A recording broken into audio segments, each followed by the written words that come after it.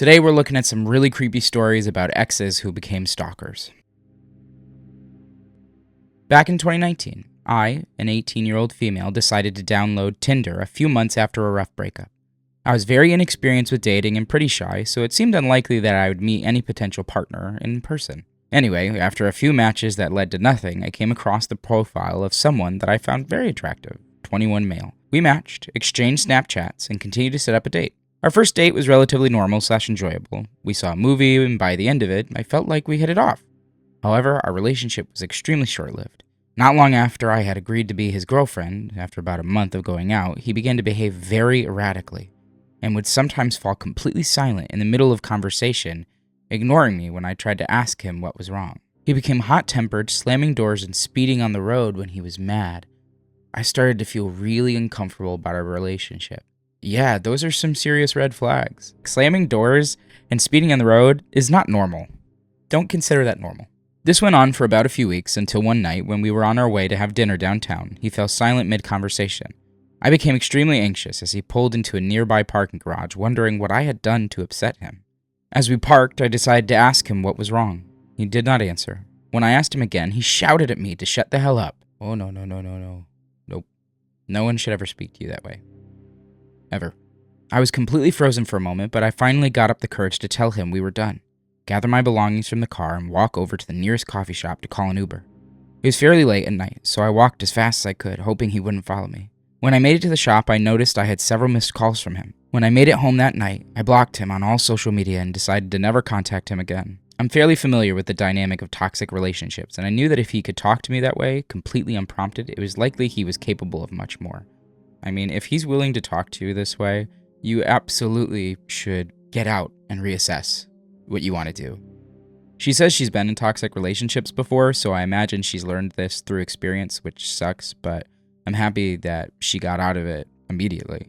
About a week goes by as I start to settle my emotions a bit. I decide to confide in a friend who had never met the guy about what happened, feeling completely embarrassed. This makes me sad. I get it. It's hard to open up to people and friends about really real stuff that's going on, and it can be embarrassing, and it could be certainly very vulnerable, but you don't need to be embarrassed, or at least don't let that embarrassment hold you back from talking to someone. A few nights later, I received a text from the same friend. It was a screenshot of an Instagram DM from someone she didn't follow, my now ex. It said something to the effect of, "Hey, I'm sorry we're having to meet like this, but," the poster's name, "is ignoring me and I need to talk to her." My heart sunk. I decided to message all of my friends separately and let them know what happened, just in case. This person is very proactive. Immediately, she realized there's an issue and says, "I'm going to tell everybody what's going on so that they know what to do." Because sometimes friends do some really dumb things. There have been too many stories I've read where friends have given out contact info or even where somebody's living because they just trusted what someone was messaging them and they thought they were still together or something.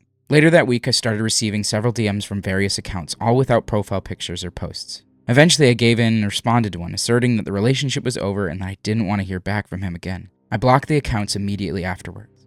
As time went on without hearing a word in weeks, I figured I had reached the end of the situation, until one morning while I walked to my car, I noticed something dangling around the handle of my car door. It was a necklace I gave him. He had only picked me up once from my house before.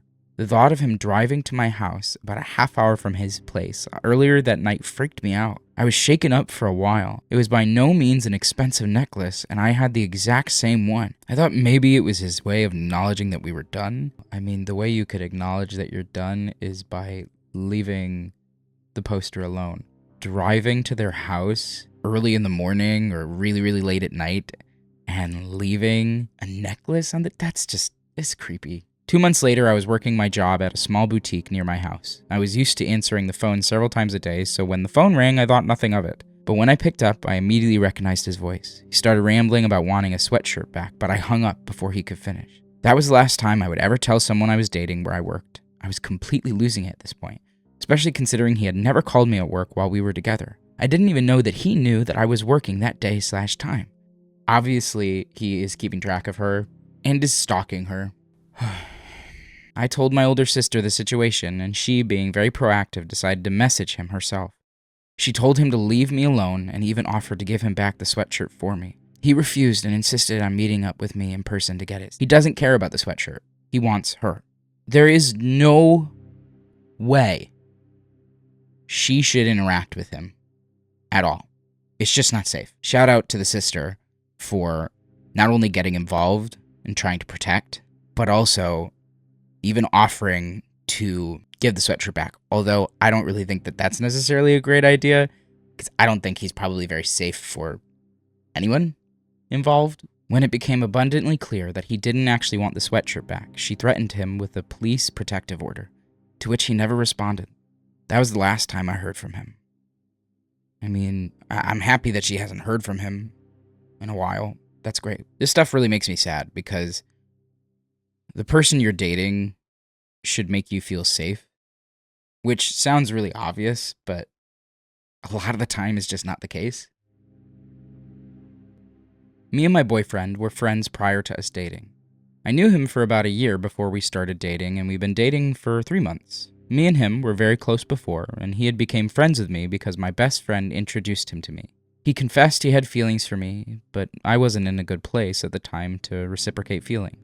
But the more we talked, the more I started to like him. When we started dating, he constantly wanted to be around me, which was fine, but it was too much because at times I needed space and time for myself. It felt as if he was suffocating me. If your partner is asking for space, that is not always a bad thing. Yeah, sure, there are times when a partner is asking for space, and maybe it is that they want actual space from their relationship. But a lot of the time, a partner asking for space is just because they're not the type of people that want to be around their partner 24/7. Some people recharge by being alone.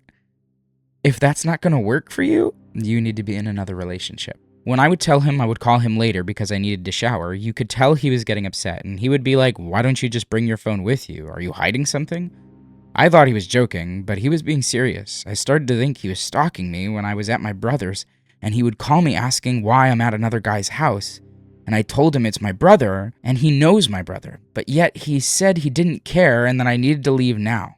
So this guy is super controlling. He's convinced himself that them not wanting to bring their phone to the shower means something more. He's even getting really weird about them being at another guy's house, which is their brother, which sounds totally crazy, but is actually really common in situations like this.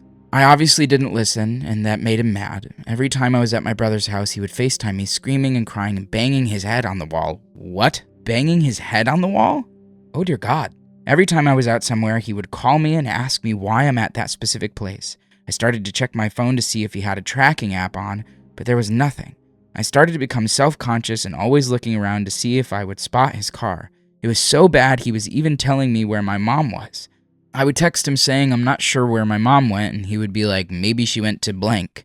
And when she would come back, that was the exact place she was going to. Mind you, he doesn't even know my mom like that to know her favorite places or whatever. It got to the point where I'd call him out on it, and he would say, even if it was, why is that a problem? You're mine. Oh, I'm upset. If you're ever with someone and they are using phrases like you're mine, that should throw up some really big red flags. Possessive phrases like you're mine. That is so creepy. Neither of you are property. Neither of you is a pet. You are not owned by anyone. He's not just stalking them, he's stalking their mom. Me and my dad started checking my car and found an Apple AirTag under it. Well, there you go.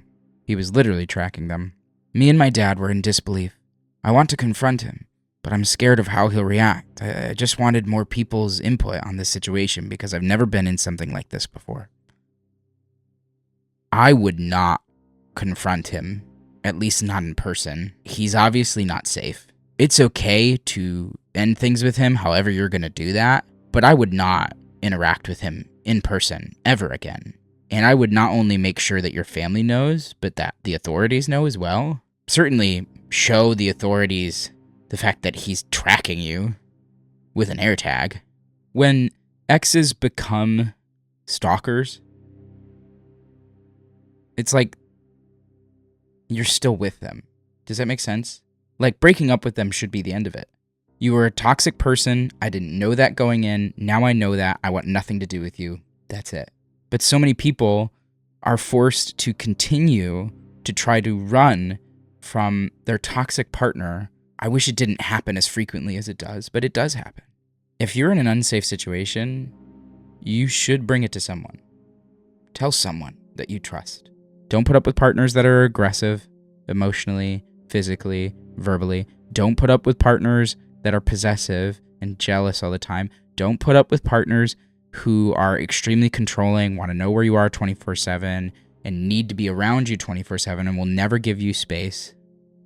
It's not worth it. If any of those things are happening in your relationship, that should send off a big old red flag, whether you're looking to date, you're with someone right now, and it doesn't matter if you've been with them for a few days, a few weeks, or years.